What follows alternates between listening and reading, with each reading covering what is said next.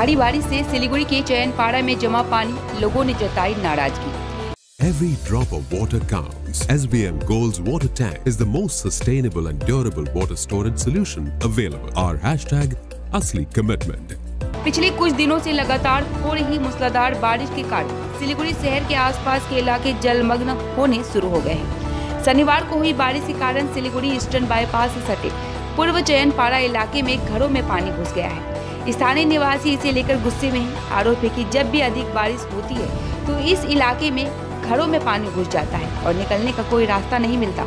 सड़क के किनारे नाली नहीं है, जिसके कारण सड़कों और घरों पर काफी देर तक पानी जमा रहता है। मामले की जानकारी पंचायत को दी गई, लेकिन स्थानीय निवासियों ने आरोप लगाया है कि पंचायत की तरफ से कोई ध्यान नहीं दिया जा रहा है। आज स्थानीय पंचायत प्रधान तुलसी रॉय ने उन सभी बाढ़ग्रस्त इलाकों का दौरा किया। दौरा करने के बाद उन्होंने मीडिया से मुखातिब होते हुए कहा कि मैंने मानसून से पहले इलाके में काम किया था। ये सारा पानी दूसरी पंचायत के पार्ट से आ रहा है। उस क्षेत्र की पंचायत कोई काम नहीं कर रहे हैं, जिससे पानी हमारे क्षेत्र में घुस रहा है। मैंने उनसे बात की है और वे लोगों को काम पर भेज रहे हैं और मेरे क्षेत्र में भी काम चल रहा है ताकि पानी जमा ना हो। এই এলাকার সমস্যা বলতে আপনি এখানটায় এই যে জলটা দেখছেন, এই জলটা মানে বৃষ্টি হলে পরে জলটা বিভিন্ন দিক থেকে জল এসে এই রাস্তায় জমা হচ্ছে, আর ড্রেন এখানে ক্লিয়ার করা যাচ্ছে না। পঞ্চায়েত বলছে তার উনি বুঝতেই পাচ্ছেন না কোথা দিয়ে ক্লিয়ার করবেন।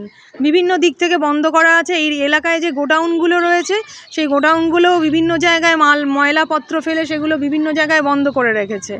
হ্যাঁ, আর এই যে এখন হচ্ছে মেন রাস্তার উপর দিয়ে জল যাচ্ছে, আর মেন রাস্তার উপর দিয়ে জল যাচ্ছে, আর আমাদের এই লাইনে যে জলটা রয়েছে এটা এখন অন্য রাস্তার জলগুলোও আমাদের এখানে এসে জমা হচ্ছে। জমা হয়ে বাড়িতে ঢুকে বেডরুমে আমাদের সবার বাড়িতে রান্নাঘরে সবার মানে বসার ঘরে বলুন সব জায়গায় জল ঢুকেছে।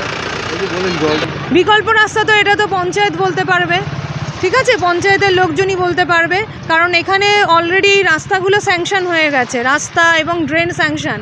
কিন্তু এখানে একটা যে ড্রেনটা বানিয়েছে, আপনি এটা হয়তো ছবি তুলে নিয়ে যাবেন, এই ড্রেনটা টোটালি আনসাইন্টিফিক্যালি বানানো হয়েছে। জলটা যেদিকে যাবে সেদিকে না গিয়ে উল্টো দিকে ধাক্কা মারছে, মানে জলের ফ্লোটা যাচ্ছে সবার বাড়ির দিকে।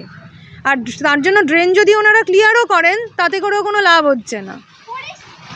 হ্যাঁ, এই বিষয়ে জানিয়েছেন পঞ্চায়েত প্রধান? হ্যাঁ, পঞ্চায়েত আমাদের সাথে সকাল থেকেই ছিলেন, ওনারাও দেখছেন, কিন্তু এই জল বার করার কোনো বিশেষ বুদ্ধি পাচ্ছেন না।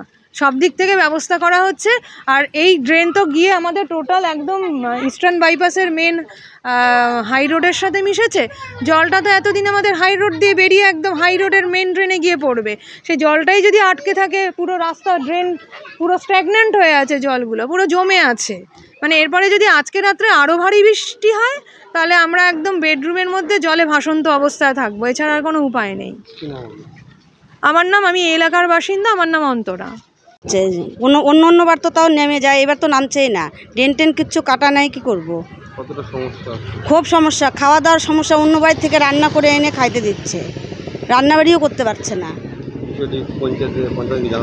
পঞ্চায়েতকে জানানো হয়েছে, পঞ্চায়েত সকালবেলা আসছিল, এসে বলে গেল রিপোর্টারকে ডেকে আমরা এখন কি করব, এখন তো মাটিও ফেলতে পারবো না, রিপোর্টারকে ডেকে দেখাতে।